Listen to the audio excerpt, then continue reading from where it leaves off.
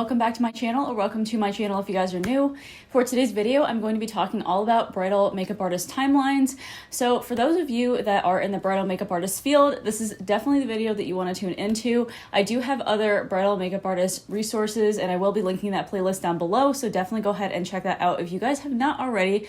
I also provide other makeup artist resources as well, not just necessarily for bridal makeup artists, but just business for makeup artists in general. So that is also part of that same playlist. Anyways, I wanted to kind of focus on doing timelines for your brides. If you guys are a bridal makeup artist, if you guys don't already do this, it is a very, very helpful thing to do for your brides. Timelines are definitely a really great thing to have because it basically keeps everything on schedule for the day. Wedding days can get extremely crazy, as we may all know. It's very, very important to be able to keep everybody on schedule as much as possible. Obviously, things run behind or schedules kind of just, don't go according to plan. But as long as you have some sort of solid outline or time frame that you want everything to take place in the morning, then that's going to be a very, very handy thing for you to have. So I'm going to go again, as I said, from a bridal makeup artist perspective. But if there's any future brides, honestly, that doesn't have a wedding coordinator or day of coordinator that can coordinate the morning of your wedding day, then this also will be a very helpful video for you to tune into. From a bridal makeup artist perspective, it's very handy to have time slots for your actual makeup applications, as opposed to just like basically saying, hey, I'm going to start at this time and then I'm ending at this time, because literally all the applications in between can kind of just really get chaotic if you don't have certain people assigned to different time frames. Every single one of my brides that I've ever done this for literally has thanked me heavily at the very end, or maybe even at the beginning when I first coordinate the day and everything and put together the timeline. They usually thank me a lot and said that the day ran super smooth, and they're so grateful that I had some sort of timeline for the applications because everything stayed really on schedule and they were able to get done when they needed to. So yeah, again, timelines are very helpful for that as well. So I'm kind of going down a bulleted list of things that you need to kind of prepare for your brides as a bridal makeup artist. I kind of covered this in my last video for business tips for makeup artists, and I also kind of sort of covered it in my bridal contracts video, but you definitely need to know when your bride needs to be ready by. Usually I tell people in my contract when brides are filling it out that they need to talk to their photographer before they let me know about this. A lot of brides, when you ask them when they need to get ready by, they will literally just give you their ceremony start time. However, there's a lot of things that they need to do beforehand, before the ceremony even begins. So really, they don't realistically want their makeup applications running all the way up until like 5 minutes before the ceremony. They might need time for first look photos. You need time for getting ready photos if they want to do that with the photographer. And their girls, they have getting ready, like robe pictures and everything, and that takes time. Or like first looks take like a whole entire hour, if they want to do that before the ceremony. But even if your bride doesn't do any of these things, then they still need time to get ready and get in their dress and also get in their shoes and their veil and everything. And that might take a while.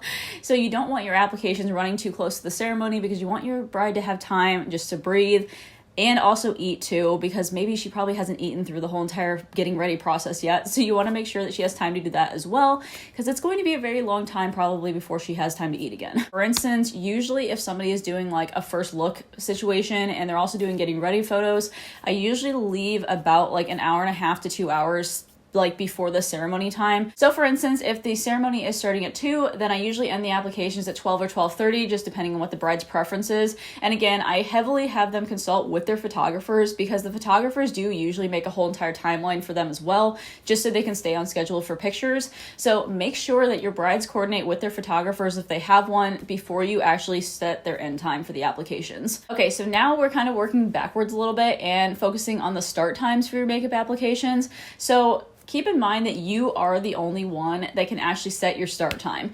So it doesn't really matter if a bride wants to wake up at like 8 or 9 o'clock in the morning, get her beauty rest, whatever. No. Hate to break it to you, brides, if you're getting married, but you will probably not be getting any sleep during the night. Usually brides' minds are running like a mile a minute, and you probably won't get sleep anyways. Most of the applications on average for me start from like 6 to 7 in the morning. It's definitely up to you, because you're the only one that knows how long you take for each person and how long it takes for you to clean up in between and everything. So make sure that you are the one that's setting the start time. It doesn't really matter in the grand scheme of things like when the start time is necessarily. Just make sure you can get get done and have like a good window of flexibility just in case stuff runs behind or things happen during the makeup applications and you have to fix something. So just make sure you have an adequate amount of time for yourself and then give your bride that start time. Usually they will think it's kind of early, I'm not gonna lie, but just explain to them that you want to do your best quality of work and you want to make sure that everybody gets done on time, and you feel like, you know, starting at, for instance, like 6 a.m. would be the best possible time frame for your applications to get done when they need to get done. So for instance, I have a wedding that's coming up and I have 9 people to do. So they wanted to get done by 1 o'clock and I told them that I had to start at 6:30 to get done by then. So I usually take about 45 minutes per person. And so basically when I schedule my applications out, I take 45-minute time slots for each person. And then I like to take an hour for the bride. But if I don't have that kind of time, then I will schedule them in 45-minute time slots as well. So it doesn't normally take me that full 45 minutes for an entire makeup application. For instance, mothers of the brides, mothers of the groom, people that are like, I guess, a little bit older or need more basic makeup, they usually only take me about 35 minutes, but I like to schedule 45 minutes for each person just in case something runs behind. I just want to have basically like an extra wiggle room sort of, just in case something happens during the makeup application that you need to fix. I just never want to feel like I'm rushed or anything. I know that I can realistically get done with a full face makeup application in 35 minutes with lashes and everything if I want to, and I have had to do it that way before, but I feel like I'm rushed the whole entire time. I feel like that's pushing it. And I don't feel like I put out the best work that I possibly can in 35 minutes. So that's why I feel like 45 minutes is a good time frame for me. I usually have 40 minutes on average, I think, that I actually use for the actual makeup application, and then 5 minutes of that frame is actually cleaning up and sanitizing in between each person. So that's why I also do the 45-minute time slot as well. So when you're doing your start time and everything and you're trying to piece together your timeline for your brides, just make sure that you basically tell your brides like what time slot it takes you for each person, but add in cleanup time and resetting up your station time and everything before you actually give them a time frame. Usually I get done like way before I'm actually supposed to get done because I'd rather be early than late.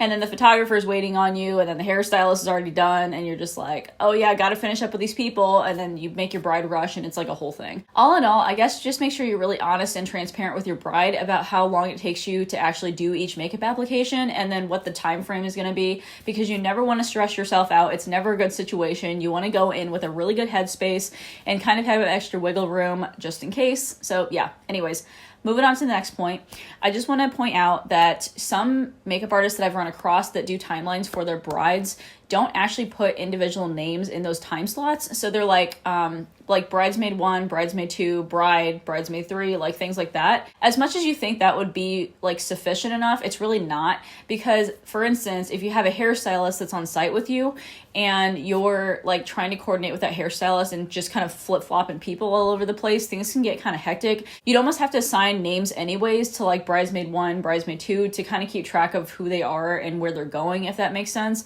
So you want to make sure that you actually fill in individual names for those. So that's why on my bridal contracts, I actually have the bride fill out every single person, first and last name, just in case there's repeating first names, who is getting makeup done that day. So I have all their names and the list of all of them, just so I can accurately basically give time slots and everything for each person, and then I will fill in the individual girls' names. That way I can just call people by names in the room, because obviously when you walk in, you have no idea who anybody is except for the bride. So if you can at least kind of assign names to people, then you can kind of keep track a little bit more rather than just assigning them numbers. Okay, the next thing I wanted to talk about is where to put your bride in that timeline, because I do get a lot of questions from my bride specifically, or I also get questions from like other makeup artists that have had contact me on Instagram and everything about like where they should put their brides in their timeline. So a lot of the times brides for some odd reason will want to go absolutely last in their timeline. As much as you think that would benefit them and as much as they think that would benefit them, it's really not a benefit. So I usually like to put my bride second to last. So if you put your bride second to last, it basically just ensures they have enough time to do whatever they need to do before the pictures, and then also they still are second to last, so their makeup is still also one of the freshest applications applications of the day. So yeah, just make sure that if you have control over the situation, then make sure you put your bride second to last instead of last. Obviously, I understand that some brides do have a preference and want to go absolutely last, but if you can heavily stress that they need to go second to last, then that would probably be for the best. So now I'm going back to the start of the makeup. Sorry, this is kind of jumping around. I don't know why I ordered these in like weird order. I wanted to talk about when you guys are actually giving your brides the finalized timeline. I want to tell you guys that you need to put when your actual makeup start time is going to be and when your setup time is going to be. So your setup time is basically about 10 to 15 minutes of you just coming in, setting up, whatever. I usually like to give myself about 15 minutes because sometimes I don't know the situation or the location of where I'm going. So I don't know what room I'm going to have to set up in, what it's going to look like. And then usually I'm hauling around obviously my makeup case, my ring light, my chair, things like that. And it's a whole entire setup for the day. So I need to make sure that I at least have 15 minutes to set up. That's why I usually tell my brides that I'm going to show up about 15 minutes earlier before the actual start time begins. For instance, if you tell your brides that you're going to arrive at 7 o'clock, then they're automatically going to be assuming that that's exactly when the applications are going to start. But really, you're going to be arriving at 6:45, setting up, and then you're going to be starting the applications at 7. So then when you say 7 to 7:45, and then 7:45 to 8:30, and then you kind of just keep doing your timeline from then, if that makes sense, and I just do mine by 45-minute increments, then that's when the bride will accurately have a depiction of what it actually takes and what the timeline looks like for the whole entire day. And also she knows to expect you about 15 minutes earlier than the applications. Like, you want to make sure that you give your brides warning that you're going to show up at like 6:45 instead of 7. They know to be dressed and ready for you at least, so nobody's just like scrambling around or you're waking people up in the morning when you arrive.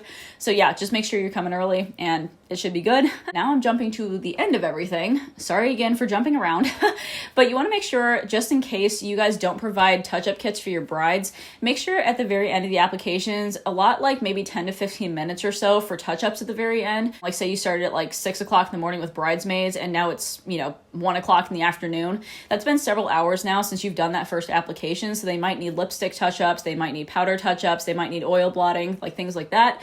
So just make sure if you guys don't provide touch-up kits that you basically leave time for yourself to have those little touch-up periods, because your brides will definitely appreciate that. The very last thing I wanted to cover just in general is you should never ever let your brides make the timeline or their wedding planners make the timeline.